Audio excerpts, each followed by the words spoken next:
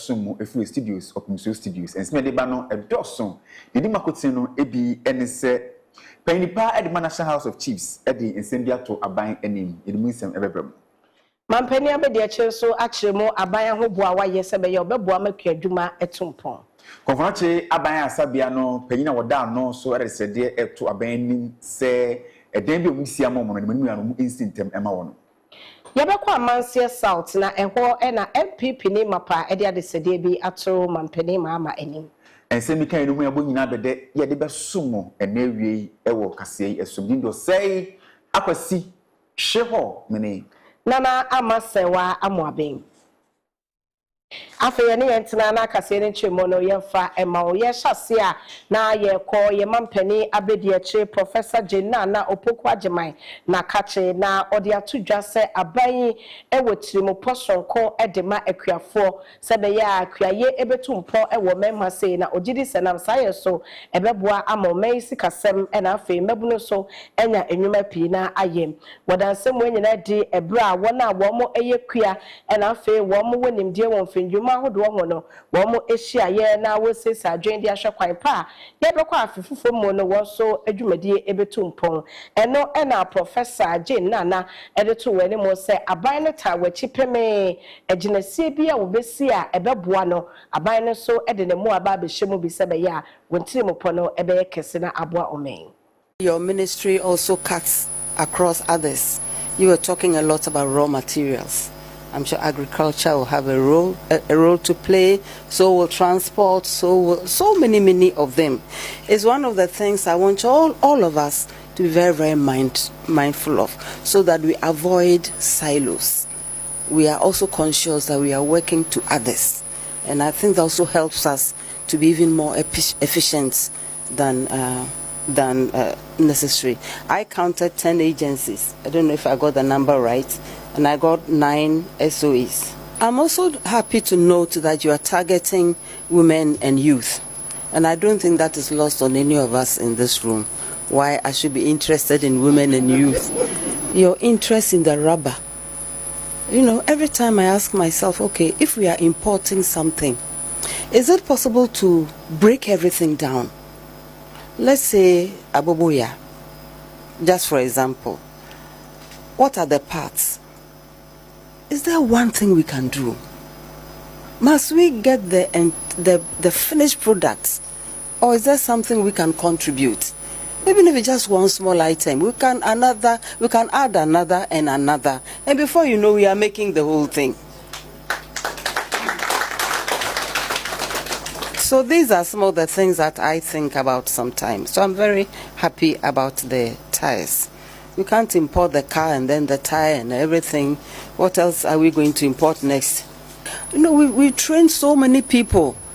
and they are not doing anything because we are, you know, the things they can do are being, supplied by someone else. All of this will have to stop. I remember those days when we supported local production of rice, and you could see made in Ghana rice everywhere, the banners. We need to get back to that.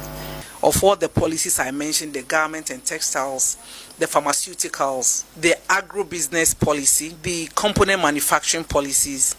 they are all ready with the Minister for Finance. Once it is okay, Your Excellency, only God knows how many investors my team and I can bring to country Ghana. All our neighboring countries have the policy. You bring things duty-free, you bring your equipment duty-free, you bring your raw materials duty-free. We don't have it, but they are happy to wait because under your leadership, the enabling environment for doing business in Ghana is great. And Ghana continues to be the gateway to West Africa and Africa. They are happy to put their investment here and expand. Just this Monday, you were gracious enough to open a 4th line at Sunda. The investments keep coming. So those already in existence are expanding. Sunda was listed on the Hong Kong market. They have made $330 million. Your Excellency, happy to inform you that they are investing half of it in this country. Once we get the policies, we are going to flood Ghana with industries. So please, Once that is done for us, we'll be home and dry, and we can actually deliver way beyond your emienu ode nsem bi eto abanim na nensema wo kan nyina ne se aban ani abre esori etia galamsey ehu behia pass aban ede nanom beka ho mana nanom kwan no mu nyina ka bom na wonom akon ede etia galamsey aga na ye nyina ye pe no na je awo ya ogede ye otoso nyinu echirim ni se nyame mkroni galamsey no ese nyabade pa ewo ye man. We are calling on government to actively involve Nananum in the fight against galamsey. In fact, galamsey is now all over the place, all over the country. And if we don't take the necessary steps, we are going to lose out to them. In fact, my fear is even that they are ganging up into armed groups. And if care is not taken, the security forces are going to find it very difficult to flush them out from the forest and from the areas. And if this happens, then just like what is happening by the drug barons in South America, we may have them also challenging security in this country. So we call on government to actively involve the landowners in the fight against galamsey. Every village, every town, there's a chief. So if we are well resourced, if the regulatory regime is changed and none are involved, I believe that we will also help in the fight against the galamsey and make sure that our river bodies are clean, we get good drinking water, and our soils are also not impoverished, because medical doctors are warning us that indeed the cassava that we like so much, the yam, the cocoyam, vegetables, including, of course, contumely, these are all affected. And so I call on government to actively involve Nananum in this fight. And our day a year, and in no, a share would do our dear work, I saw 7 years, but for some would one. One mobile to me a penny pume sibra now bebrana say e will bring a bray emo was sister and name you know edumedia a year 2-day regional crime officers conference no and penny forward do a warm edit to me I will post a juma queen motitu a bar abon for some edumedia mo to say criminal investigation department a CID for a directors nom and a unit I would do any na enti or any most post from penny for best say a duno enum any and Omunya conference, Ebia, what they ever boa, Amabon for some would no, but me a brand say, oh, maim. Officers must take responsibility for the quality of investigations conducted under their authority by way of supervising investigators in the discharge of their duties. Poor performance and misconduct of investigators must be reported to the administration for further action. We must be committed to work closely with other units, agencies and stakeholders to share intelligence, best practices and resources. This will enhance our collective ability to tackle complex crimes and improve outcomes. As crime is evolving, it is imperative to continuously update our skills and knowledge to stay relevant in rapidly changing crime landscape. However, as leaders,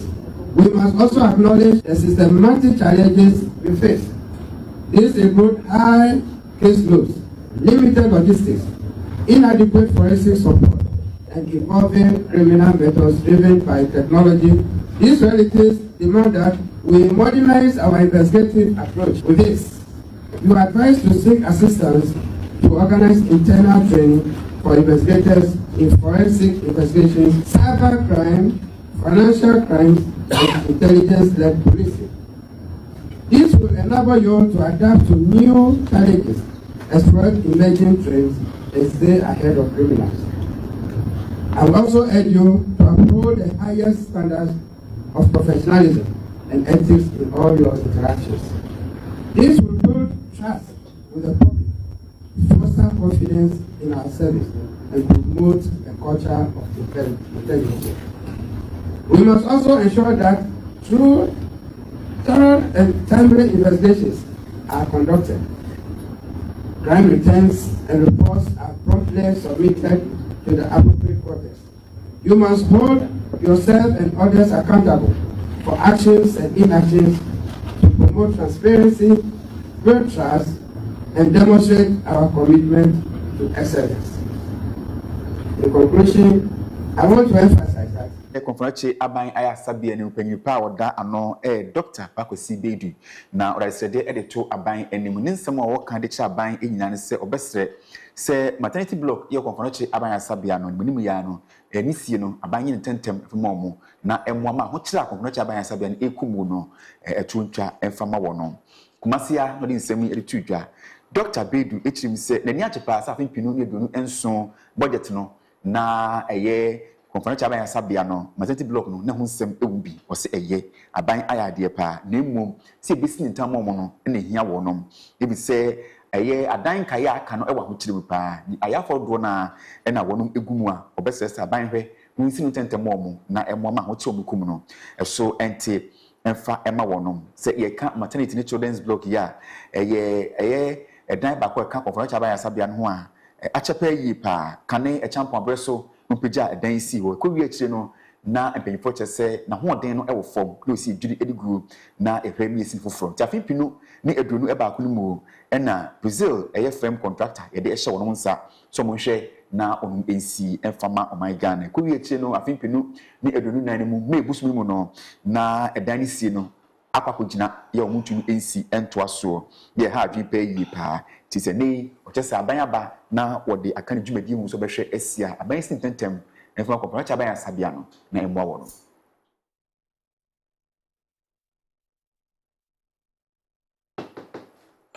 Yako amanse Sauta MPP amenyuko no petro na wo honom Owura Robert Osei adodo na afre no Honorable Atuli Pepe na waka kire aban no se wosre se Yerwa John Dramani Mahama cheche na dum nhira no nsuo na wo ma bi eso amanse South fo eso wose oba amanse South a wo makwan no yade a enye kura na aban hye boso wo be yinti no wonya ne sa emfama wo mo wabo Yerwa John Dramani Mahama baso se aban yi ba ye no kwasem ni wo bo adwuma enti se de wosi eye ne mapa no wo ma amanse South fo so enya so emfaso Honorable Atuli Pepe anodisen yo minia so far President Mama the kasa onya ade a na meboa e won se me ya MPP ni die enso e de ya metegana ti dia koso ye papa nyina me so minya ho faso obi waya ade pa waya ade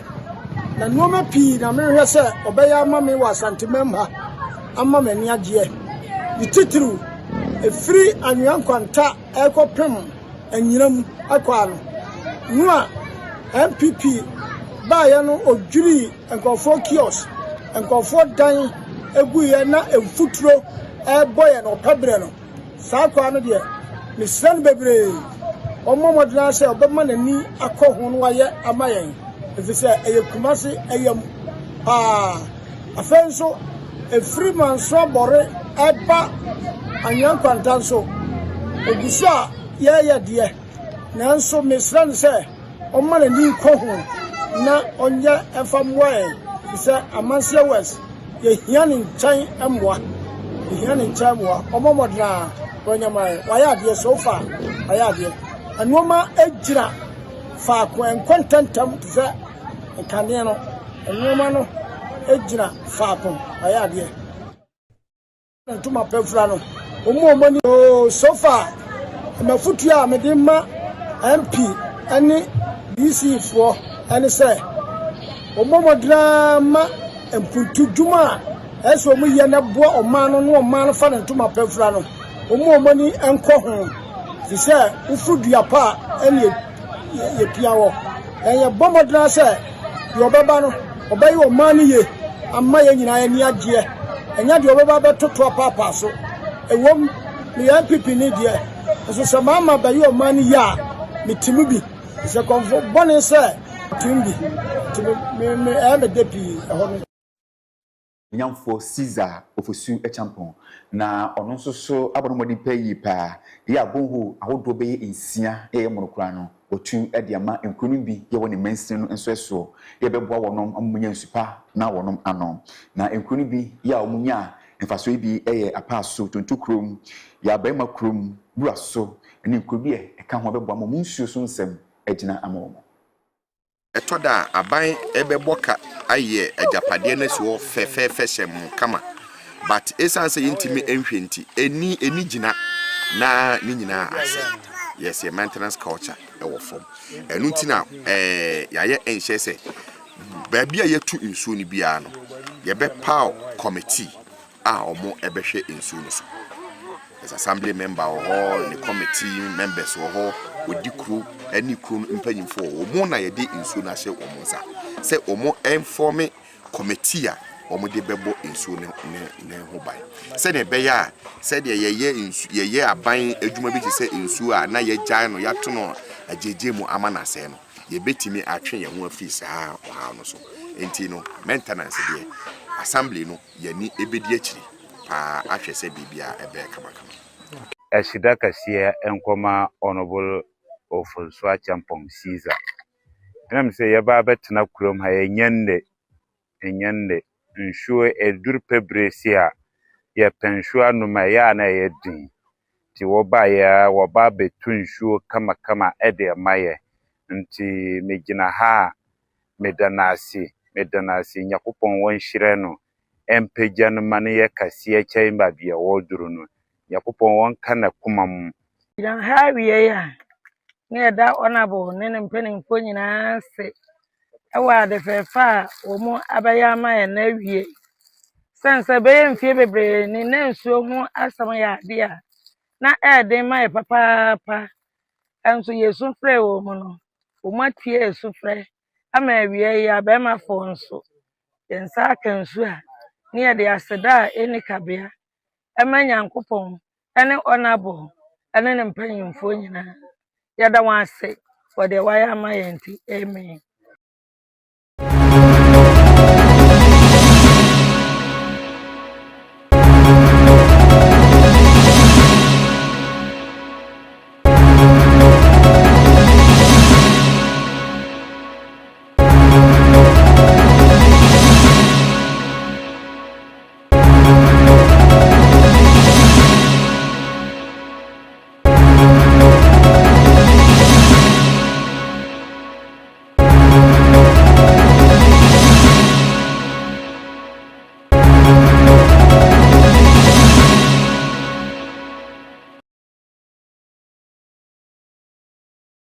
kokitwa emu ewo Nigeria memu na nkra beka yensan se maami benya mfi aduana miensan din ede Sylvia nipa bi agene nkwa ede afiri nsem ma police fo ni abrepa hwe wono mu a wono edi sa bonefo sem no na omo chese asem esi busumi de to so du enum na asem esi ye wa bra opieye na busua ehu baabi a wokoye a chese won brebre ansana wono ehu nemu no enso ewo eye kwan ho mu no mprom chese obi a wotwam ehu nemu no ewo kwan ho ba police fo amane a now some police for before mu kopi mu ewo ayasabia a police for chese no kre asem sa esi ewo ho na ombuso a ehwehwem nipa nipa ko a odi sa bonefo sem no na mu chim se emra wo mu ehunu ma me nemu na ekme akoyese omohu eye ekurukuru kakra ewo nipa bia no enso ehu no mu nipa odi sa bonefo esem no na mu chese ma me obi a otabro nsa yi pa ene wo boro a nti mu chese no bro a wo boro no na bia nam so mu bi ache no agene nkwa enso ede afuni nsem no enso police for chese mu so a ehwemu ede efade nam so a mama mi efemu ehwe ne nkwa